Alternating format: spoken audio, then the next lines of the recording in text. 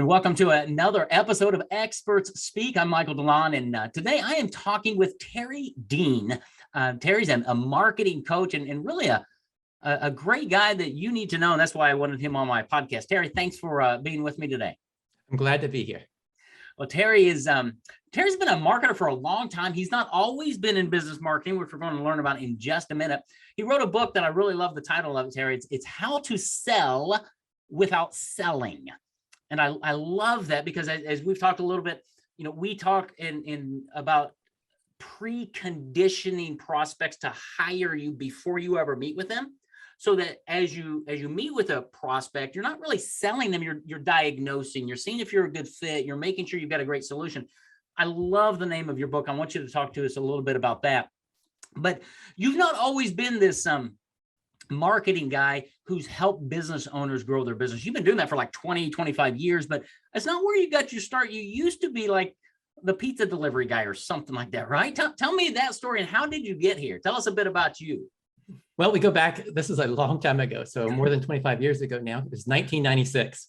So in 1996, I was delivering pizzas for Little Caesars and my pay was $8 an hour or it was minimum wage plus tips. And the funny thing was that I don't think I ever got minimum wage plus tips because the $8 an hour was more than I got in tips. So I remember one time coming back to the restaurant and counting up at the end of the day, and I actually was under the money I was supposed to have. So I got negative tips that day, which means I also did my numbers wrong. I got my $8 an hour. So and this was back when I lived in Indiana, which I'll tell you this, nothing I've ever done in marketing or in online business is as hard as delivering pizzas in a blizzard. And that's where I was at. And at that point in time, I was delivering pizzas. We were in debt. We had over $50,000 in debt. And that was a car debt, credit card debt. We rented a house. It wasn't any house debt there. That'd be low for a house debt. So I wish that was house. But we had all these issues back then. And I was a college dropout, which interesting enough, I had been going to Bible college, but that's another story. That's a story for another day. But Bible college dropout at that point. And I had done a lot of dead-end jobs, signed up people up for credit cards in front of Sears, a bunch of other jobs like that. And then pizza delivery job was the last job that I've ever had in my life and ever will have. Amen. And what happened then was at that point, I had this is like early days. So I first heard people talking about the internet and things started online. You had the websites like Amazon. Back then was CompuServe. CompuServe was my first internet provider, if people remember way back then. Oh, yeah. And so I started hearing some success stories, and I started hearing about some even very small individual solopreneurs who were getting a start online. And I went out and bought my first PC. It was a Pentium 75, which again, we can date how old that is. Wow. And I bought it on one of our final credit cards that wasn't used yet at Best Buy. Picked up the computer and monitor and basically taught myself to use a PC because before that time, when I was a kid, I had some Commodore 64s, Commodore 128, but no real personal computers. And so I taught myself using that. I got my start, went online, started participating in the CompuServe forums. Right. I, again, used another credit card and bought some licensing right to some VHS videos.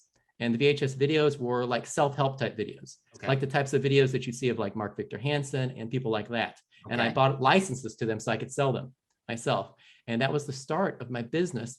And I had I basically I tried a lot of different things and I found out what didn't work really well as I slowly found what did work. And the big thing for me, the big discovery, which I'm glad it didn't take me long, it only took a few months for me to discover it, was the importance of building an email list.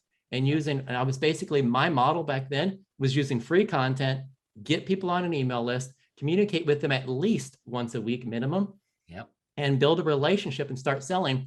And then fast forward 6 months to a year. And I noticed, it was probably about a year later, that I noticed that as my list grew, so did my income.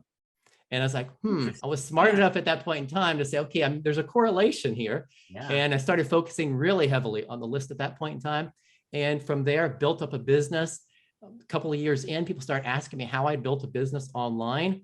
I started speaking at conferences, again, knowing the importance of get people on a list. I was one of the first people that demonstrated the power of email marketing because it was at a Ron LeGrand conference. Yeah. And he's one of the real estate gurus that you know. He also had internet marketing and information marketing conferences. He asked me in advance if I could do a demonstration and do a special promotion to my email list at the conference, which I agreed to. And he then wrote all the sales copy up for it, that they would see me earn at least $10,000 at the conference. Okay. And I did that several times. The biggest one being that there was one conference that I earned $96,250 just from a Friday to Sunday from my list, not counting any sales at the conference itself. That's just from my email list that they saw me send out. They saw, we went over the email on Friday. They saw the sales all the way through Sunday. And that was, a lot of people there said it changed their lives because they saw the power of email at that point in time.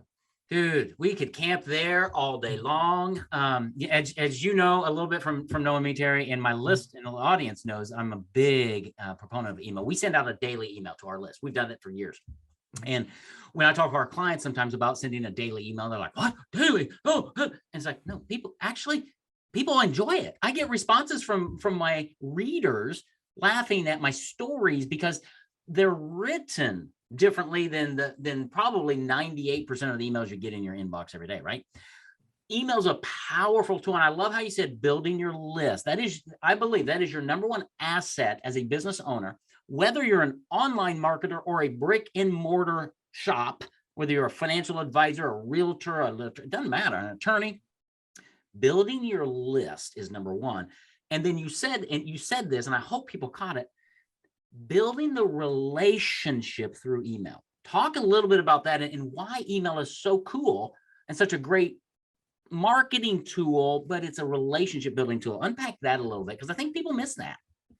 I think a lot of people miss that, and that's the whole point, because you shouldn't separate email up and say, okay, this is this medium over here and we have this medium over here. Think of it instead as conversations with your friends. I think that's the best way to describe it. And I even talk that when I teach clients about writing better emails, is one of the biggest mistakes people make with writing email is they sit down and say, okay, I'm going to write an email now. No, just have a conversation with your friend. Write exactly like you talk. And I think probably the greatest compliment I get from people is when they tell me that if they know me and then they say they read my emails, they could hear me saying this to them. I said, well, that's what we want to feel. It's just to feel just like you're talking, which by nature means that the emails you send are going to be different than the emails I send. Absolutely. Because we're different people. We speak differently and we have different stories that we'll tell. And so that means by nature, if you do that, it's going to separate you from the competition on its own, just because you're a unique individual. And don't be so serious all the time. And that's a funny issue with it, because I also help clients write sales copy. And when we do sales copy on websites, we usually avoid humor on the websites most of the time, not completely, but just because the website has to fit everybody that we want to sell. Emails go all out. Be humorous, tell your funny stories, do everything you can to be just like you're having a conversation with. I would actually say describe email probably best as you're sitting down to lunch to have a casual conversation with some business friends. Yeah, that's what it is. It is. And it's telling those stories of just what happened in life, and then connecting that with, as we teach our clients and we write our emails, it's story-based. And then there's usually one marketing tip or one, for us, credibility tip that comes from that story somewhere. And I just connect the dots and say, okay, are you doing this in your business? Or learn from me. And because they're hopefully entertaining, people read them. They do. And as you said, some of my clients send every day. Other ones we send a little less frequently. I tell everybody the minimum's once a week. Minimum, absolutely. Minimum's once a week. You're going to earn more sending multiple times a week. And then once you get really good at it, you can send daily, but that's not always the best schedule for everybody. Usually the best schedule for most of my clients ends up being somewhere between 2 to 5 times a week. And then some people can do the daily. I think it's brilliant. And right now, a business owner listening to this, if you're not doing email marketing, right, you should be. I tell people, don't go from 0 to daily. Don't do that. Start with once a week and become a household name, right? And then move it up to twice a week or 3 times a week. And then eventually, if you want daily, you don't have to do daily, but it is great. You know, I see my wife daily. We have a great relationship. Same thing with my partners and my clients. I want to be there all the time. Do they read every email I send? No, probably not. But they see me every day. My name's in their inbox. And that's part of being top of mind.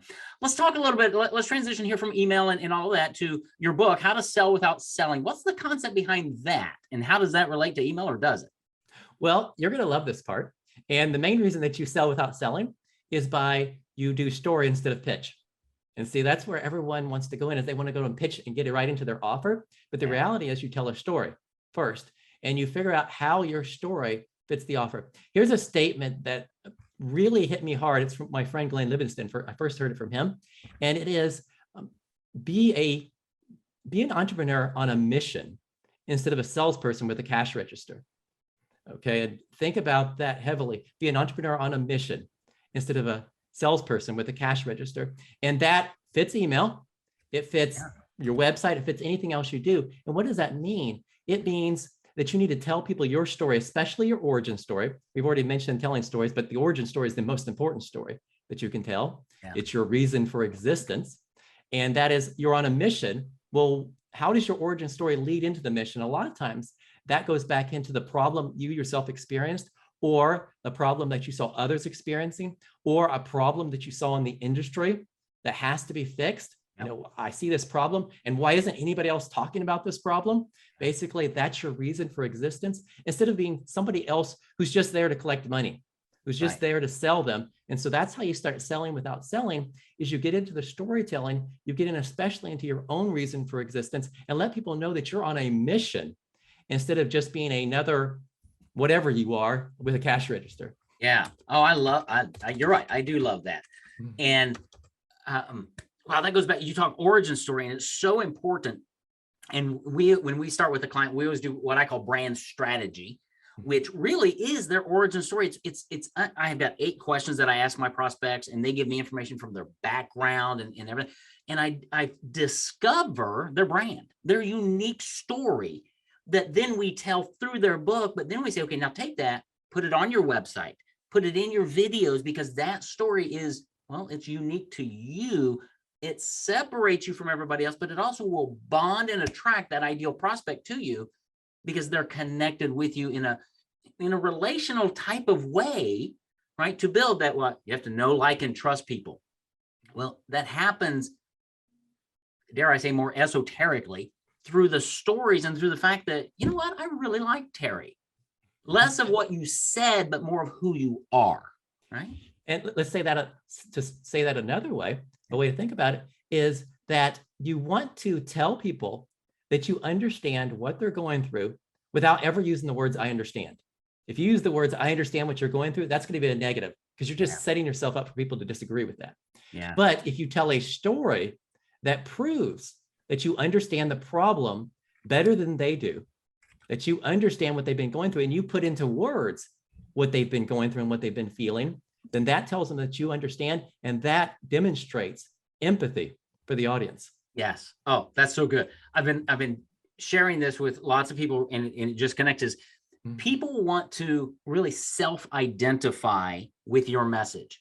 And when they do, they connect with you. Exactly what you just said, right? Yes. I can talk about the story of my dad dying in a car accident or a motorcycle accident, right? That connects with a lot of people. It builds empathy with some. Other people don't care. I can talk about my prison years, being in a job that I hated for 2 years in a ministry, right? Before I escaped prison and started my company. That resonates with a lot of people. And so they self-identify with that, and they step closer to me, and it gives me that opportunity to build a relationship. And they go, you know what? I think I do want to talk to you. Yes. That's relationship, right? And so let's even talk about a parent dies. Well, that doesn't necessarily mean somebody will identify with you, even if a parent didn't die. It could be their mother, it could be their father, it could be another family member, it could be a mentor in their life. There's a lot of ways that they can identify and connect with you off of that story.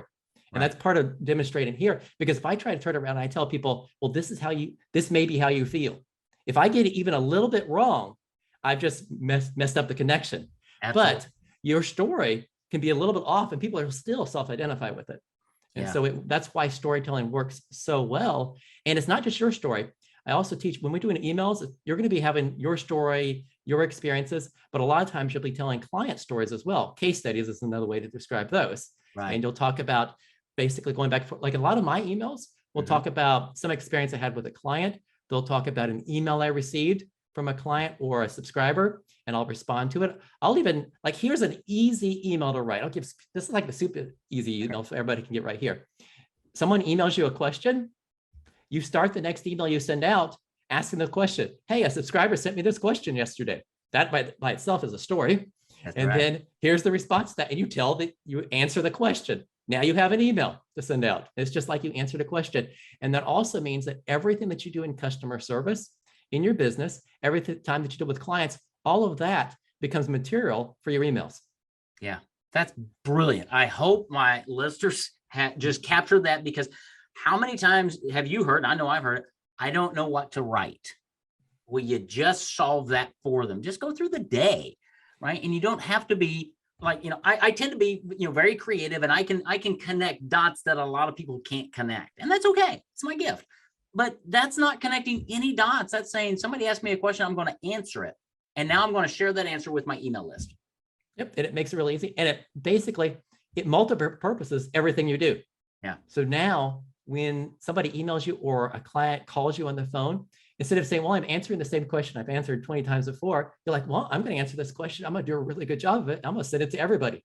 And it's going to be beneficial. Then I could take that same email, stick it on my website, because you know what? If people are asking me that question, they're also searching for that question. Totally. So that email gets stuck on the website, and it becomes ongoing content that might show up in the search engine, especially if you title the search engine. The version on my website might be titled different than my email subject line, because the one on the website will be titled probably the exact question they're asking, because I want to hit a Google search for it.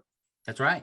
Yeah. And all of this, again, it's not rocket science. It's just thinking through and being just normal. The other thing we talked to clients about, and people in general, about emailing, is the format of your email. We always tell them it should be formatted as if I'm writing an email to my mom. Right? I'm not a big fan of big branding and email and things. Drop that to the bottom, or just drop it. I want the relationship, right? I want you to know when you open my email, you're going to get a story. Yes. I tell people to tell my clients to write their emails they use HTML for their email, but it looks like plain text in most places. And the reason we use HTML is because then we use a little bit of bolding. We can use little colors. We could throw an image in if we want a picture that we want to include, but it looks like a plain text email you just replied to someone. There are situations where a client has had issues with getting too many spam complaints. Yes. And just as a quick tip here, a lot of people think that if you email more often, you get more spam complaints, and that's exact opposite. If you don't email often enough, if you break that rule and don't send an email once a week, then you start getting more spam complaints, because people forget about you. That's right. They don't forget you when you email every day. We'll say that's for sure. But one of the times, if we get into an issue where somebody is having a little trouble with spam complaints, we will often take and put a little banner to the top of their emails, and the banner will have their photo on it. This is especially good in any type of personal services type of business. Will have their photo on it. It will have their business name on it, and usually their tagline. And that's all that's at the top. So you see a lot of these fancy emails sent out by big stores. You've probably seen a lot of them, during Christmas season or any of this, Thanksgiving season. You see lots and lots of those big, fancy, tons of images. None of my clients do that. Yeah. We're very simple. If we need to, we have a very slim banner at the top that includes your photo, basically almost like a business card at the very top. Say, hey, okay, I remember this person. I remember subscribing to the list. And that's pretty much the only purpose there for that. Confirmation. And that's good, because that stays in line with your principles around marketing, is building relationships. When I get the other emails during Black Friday or Cyber Monday or whatever it is, I mean, it just screams to me, this is an ad. I want you to buy something. And I go click, delete, right? But the ones I open are the ones of the people I know, I trust. I know it's going to be humorous at some level. And I know somewhere in there's going to be a point that's going to help me think more about my business, because that's why I'm subscribing to their list. But they do it in a, what many people would say is a backwards kind of way, through story. Much more effective. And also here, probably the biggest mistake people make with email marketing, at least the clients I run into, is they think the purpose of email is to teach. The purpose of email is not to teach. The purpose of email is I always like to describe it as becoming a tour guide to a new world. And what does that mean, becoming a tour guide to a new world? Instead of trying to teach, email is not the right medium to teach. Because if you start going really long with lots of tons of content in an email, people are just going to skim over it. Because I always want you to think about, people are reading your emails quickly. They're just trying to go through the email quickly. It needs to be scannable. It needs to be readable quickly, and they need to get the point fast. And that's it for an email. So it's not a good in-depth teaching mechanism. If you want to do in-depth teaching, take people over to a video. And you can use email, take them over to your blog where you embedded a video that you did for YouTube. You can do that if you want to do teaching. For the email, become a tour guide to a new world. What does that mean? That means the majority of our prospects have a specific problem. They have specific fears, and you should make a list of all those fears over time as part of your business and building up the business. These are some of the fears that they're going through. This is the world that they want. This is the identity they want to have. This is the lifestyle they would love to live. If we're speaking to retirement advisors, for example, they could make a whole list. What do my clients want? Well, they want to travel. They want to feel safe in retirement. They want to feel comfortable. They might want to have the money to give to others. They want to be able to go through whatever might happen in the world and know that they're safe. That's the most thing. It's security. It's probably the biggest benefit they want. And so what you want to do is your emails are painting that picture. You are bringing up the problems and you're painting the picture of what's possible. And so you could always say almost every email is either bringing up a problem or it's painting the picture of the lifestyle that they want. And that's what you're doing is you're a tour guide. You're taking them from the problem to the lifestyle that they want. And no matter what you're writing, no matter what you're doing, that's what email's for. And it's for little quick bites, little quick conversations, not in-depth teaching. Yeah, that's great. And I've seen a lot of people do we call them a super signature, which I end my email, I'm a story-based, whatever. And I say, Michael, whatever. And then under my email in the PSs, I've got like 4 PSs in my email signature. It says, hey, when you're ready to work with me, here are 4 different ways I can help you. Right? You can be a guest on my podcast. You can schedule a call with me. You can download this. That's in every email, but it's at the bottom, right? So people can read that. And if they're interested, they can go down there and, you can't believe, well, you would believe how many people have booked calls or taken that next step because that super signature is there. They're calls to action, but it's not part of my email. It's down below. And that's just because, so my emails rarely have a call to action unless I'm trying to get them to a webinar or something like that. But it's a story with the point. Well, that's why we have such high open rates, right? I would say mine's a little different. I have a call to action in almost every email, and it's a transition at the end. And over years, doing it 25 years plus having clients, I've gotten really good at the transitions, as you can expect. So we could start a story anywhere and I can transition it into a call to action. Yeah. And so that's so we'll start. And I often say it's 3 E's, which is entertain, educate, earn. Entertain is the story. The educate is the one point you want to get across. And then earn is how I connect that and transition it into an offer that moves them to the first step towards there. For example, I have a course about email marketing. If I'm writing an email, I might be talking about, okay, here's an experience, a problem that someone brought to me on email. They were having trouble getting their emails opened. We'll just say this. And then I'll go through and tell a story about how I once solved that problem. Here's one tip of how to solve the problem. And then the call to action at the end might be, hey, if you want to solve this problem, plus know how to write better emails, then go here to this. That's beautiful. Because I think so many people, email marketing it's a science and an art all of its own. I know you've got a program that I want to talk about here in a minute to help business owners with email copywriting. You do so many other things. There was one question as we were talking back and forth of kind of a quick formula or something about improving websites and landing pages, boosting the conversion on those, because that's a big deal. Talk to us, how can somebody use a website not as just a brochure, right, or a landing? Talk to us about that aspect of where those play into business and how can you boost the conversion rate on those? I'm going to do the very, very quick version here of this. Okay. And just to let you know that I've used this. And once I discovered this formula, I started telling people that I could boost the conversion of just about any website, but in 15 minutes or less. Okay. And here's the formula. Basic is, think of the 5 fingers of your hand. I call it the golden glove, just to remind you of your hand. So you can look down at your hand. You're never going to be without your hand. Here are the 5 fingers. They are desperate problem, unique promise, overwhelming proof, irresistible offer, and reason to act now. And I could go into all this about how each of those 5 fingers match up with the 5 fingers of your hand and how important they are. But let's run through them really quick so people can understand what that means, which means if you showed me a website, pretty much any website that somebody wants to improve, I will run through questions using each of those 5 fingers. The first one being desperate problem. And the question there is, did you call out your ideal audience and did you bring up a problem that you can help them solve? So is it clear the moment I hit your website, before I even scroll an inch on the website, do I know whether this website's for me and whether you can solve my problem? Okay, that's the first aspect. The second one is the unique promise. Unique promise is, do you make a promise to solve that problem and your promise is unique and stands out from the competition in some way? Okay. And a lot of people, I always joke around that they have uniqueness hiding disease, which means when you really search their story, you might find their uniqueness on the about page or on the 17th page down in the website when it needs to be up front. I'll laugh about this. This is an example here, and I know I'm going off track just a tiny bit. I reviewed a fitness website, and I found at the very bottom of the website, we're talking a long scrolling website. Okay, they had a testimonial from Arnold Schwarzenegger at the bottom of the website. Well, that's the next one actually, which is the overwhelming proof. That is proof hiding disease. They hid their best form of proof at the very bottom of the website. So overwhelming proof is, do you back up your promises with proof?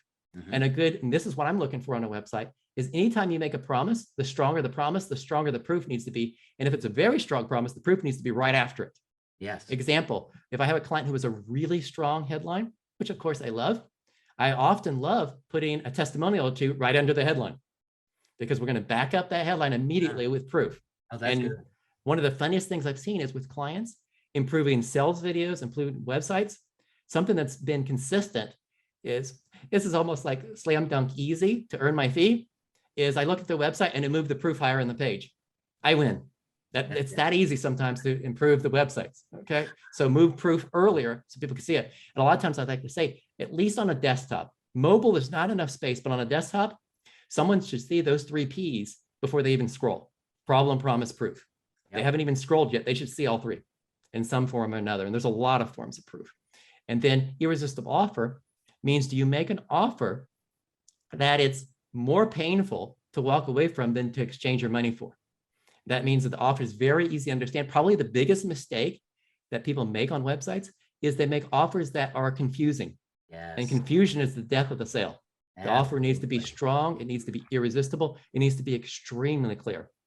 And then the final finger is the reason to act now. Why do I need to make a decision today instead of waiting till next week, next month, or next year? Sometimes that's as simple as telling me what you'll lose out on, such as how the pain might get even worse if you don't make a decision. Again, if I was talking to retirement advisors, I might talk about the fact that if you don't make a decision today, if you don't get help today, then you won't be prepared for the future.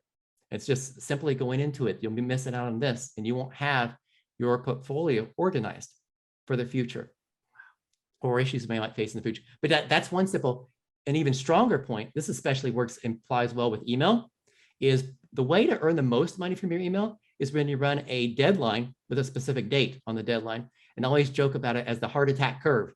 I call it the heart attack curve because I have a client who will run like a 7-day special, a discount special. You can get this discount or you can get this extra bonus for the next 7 days only.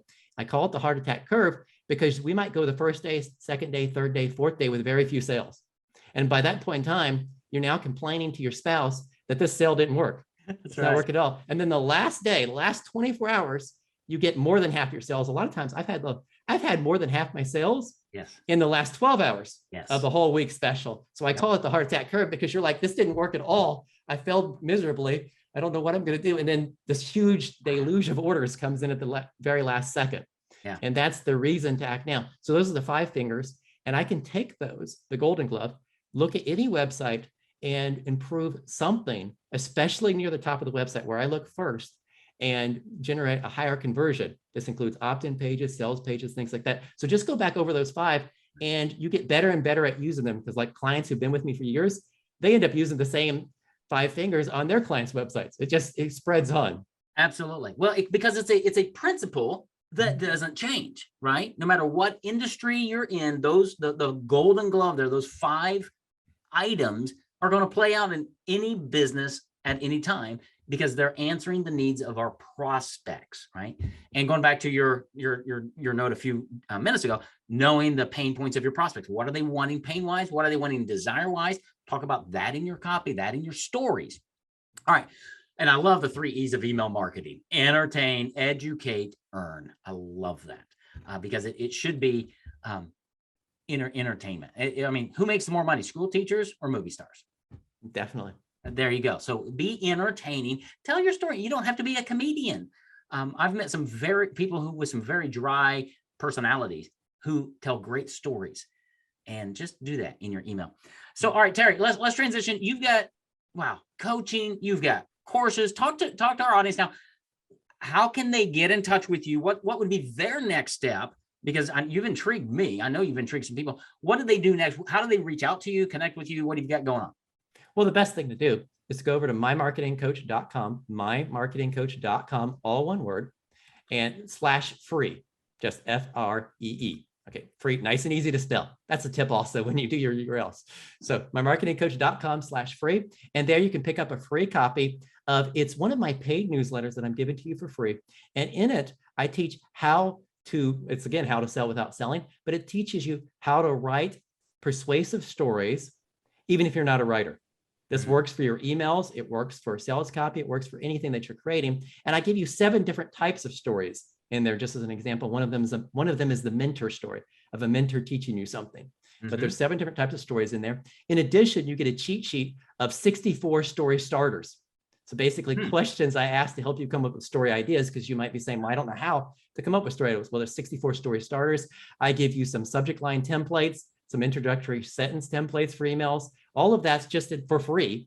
And you pick that up at mymarketingcoach.com/free. And of course, that'll also get you on my email list, which you'll start getting my emails to see how I do the email marketing. And I'm sure your emails and my emails, I said, are probably totally different. Yeah. Even though they're still going to be story-based, they're still going to be based on problem more, but the approach, how we transition, all those different pieces, they'll see are different. So it gives you different views of different styles and how the system applies. Yeah, absolutely. That's awesome. mymarketingcoach.com/free, which is funny because when I saw your domain name, I thought, okay, he bought that years ago. Had to, because I mean, that you can't get those anymore. So that's good. mymarketingcoach.com/free for that free offer. While you're there, don't just sign up for his offer. Do that. But check out the other things around the site. And there's a lot to learn. Test his website for the Golden Glove. See if he's practicing what he preaches, which he does. But go check out Terry and how he can help you, because you've heard from him more in depth and some new things that I don't talk about, which I love. But our hearts are the same around business, helping you as a business owner grow your business, engage with prospects and clients in a story-based way, because we remember stories. They connect with us, they capture our attention, but we remember them.